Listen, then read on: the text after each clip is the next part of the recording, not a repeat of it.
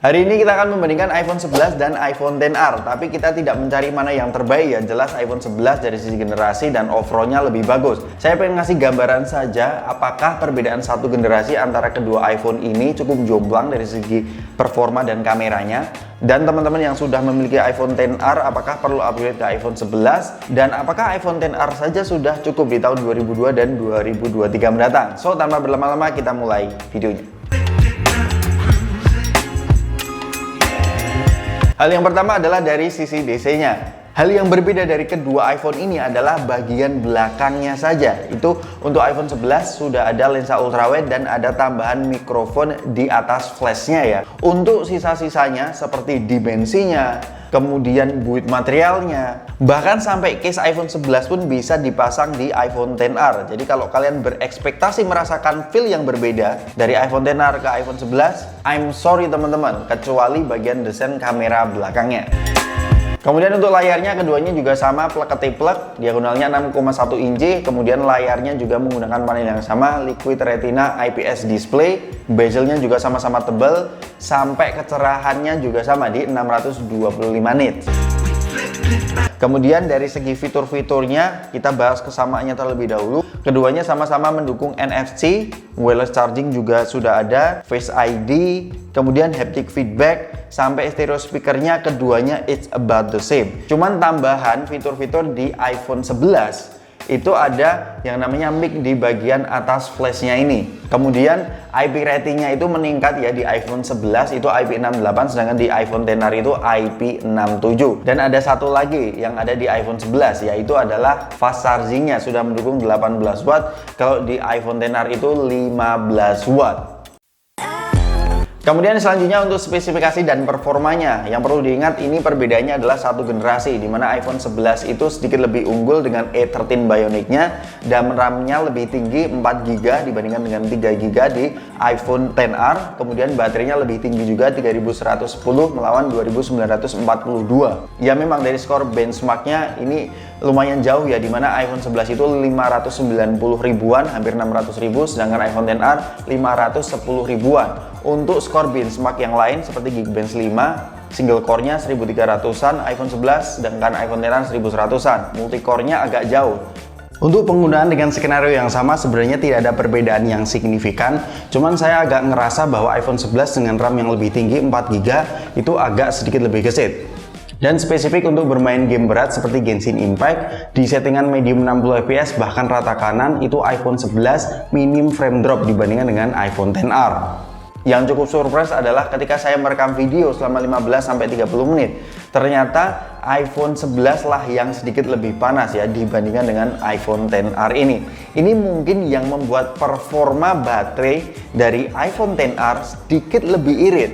Dari segi kapasitas memang tidak setinggi si iPhone 11, cuman ada dua user yang saya tanyakan, mereka pernah menggunakan iPhone XR dan switch ke iPhone 11, itu ternyata dua-duanya bilang lebih irit di iPhone XR. Dan setelah saya uji, ini kan barang yang saya versuskan adalah iPhone 11 New iBox dan iPhone XR yang sudah second ya, dan baterai health-nya jelas yang second di 98% itu tidak seprima si iBox ini. Cuman untuk idle selama 12 jam ternyata keduanya sama-sama sisa 100%. Dan ketika saya uji seperti benchmark, merekam video, itu ternyata keduanya sisanya juga sama, 88%. Itu yang cukup saya impress ya. Dengan kondisi baterai yang second seperti ini, itu bisa hampir mengimbangi malah bisa mengimbangi si iPhone 11 yang notabene ini adalah New iBox. Jadi menurut kalian gimana? Untuk masalah baterainya, apakah irit iPhone XR atau iPhone 11? Kasih tahu kita di kolom komentar di bawah. Untuk harganya, iPhone XR itu paling murah saya menemukan di Facebook Marketplace, versi Inter 3,7 jutaan sampai 4 jutaan. Sedangkan teman-teman kalau pengen mencari iPhone 11 versi Inter itu di 5 jutaan. Tapi saya sarankan teman-teman mending ambil yang iBox saja, karena untuk yang versi Inter sekarang marak terbegal IMEI-nya ya. Kemudian untuk masalah kameranya, jelas iPhone 11 memiliki dua setup kamera, yaitu wide dan ultra wide.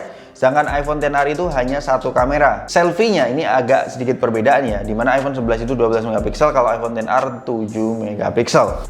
Untuk hasil kameranya, keduanya itu sama-sama bagus ya di kondisi cahaya yang ideal, nggak ada perbedaan yang signifikan.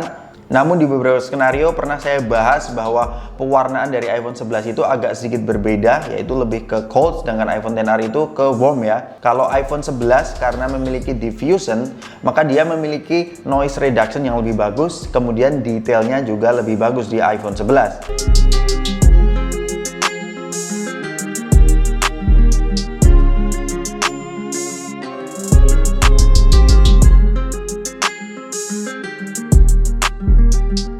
Dan untuk kondisi malam hari atau low light, kalau pencahayaannya cukup melimpah, keduanya sebenarnya bisa bersaing ya. Tapi nggak bisa dipungkiri untuk menghandle sumber cahaya dan range di iPhone 11 lebih bagus.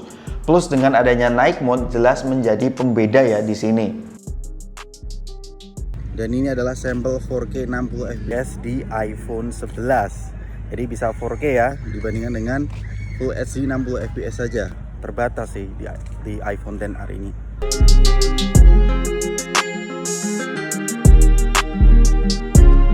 Dan keunggulan iPhone 11 ada lensa ultrawide-nya.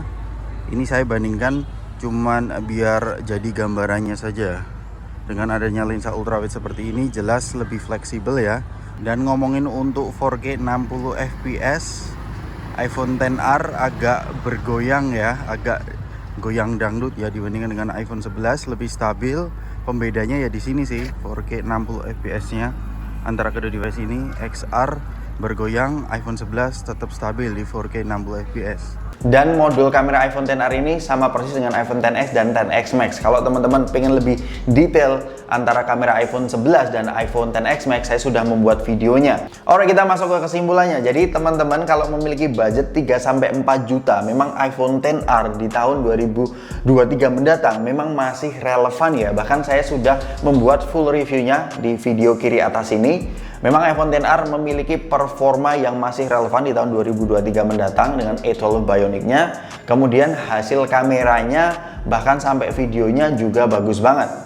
Dan bisa dibilang baterainya juga cukup irit. Menurut saya iPhone XR ini masih masuk di tahun 2023. Tapi kalau kalian memiliki budget lebih, kalau bisa itu ambil iPhone 11 saja ya. Karena memang dengan adanya lensa ultrawide dan hasil foto dan videonya itu sangat bagus. Menurut saya iPhone 11 lah menjadi iPhone minimal bagi penggiat sosial media. Apalagi dengan lensa ultrawide-nya ya, saya sudah update kemarin di Instagram saya, banyak banget yang tanya itu HP apa. Itu tadi adalah perbandingan dan perbedaan antara iPhone XR dan iPhone 11 menurut Dewi Gadget. Bagaimana menurut kalian? Saya doakan teman-teman yang nonton video ini bisa membeli iPhone impian kalian, dan jangan lupa untuk subscribe. Sampai ketemu di video selanjutnya. Peace out.